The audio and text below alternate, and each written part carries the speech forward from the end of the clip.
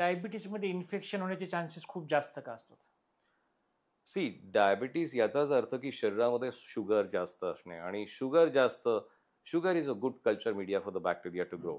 So that is one reason. डायबिटीसमध्ये neuropathy होते, म्हणजे नसा डॅमेज होतात, ज्याला पेरिफेरल न्यूरोपॅथी असं म्हणतात. त्यामुळे व्हॅस्क्युलोपॅथी होते, ज्यामुळे पायाचा रक्तप्रवाह कमी होतो आणि डायबिटीसमध्ये इम्युनिटी पण कमी होते.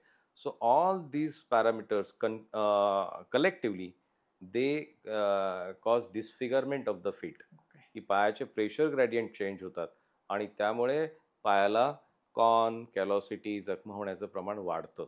क्रॅक जरी झालं तर त्यातनं इन्फेक्शन एंटर होतं आणि it becomes a life threatening because the ligament tendons are such की the infection spreads very fast along the track.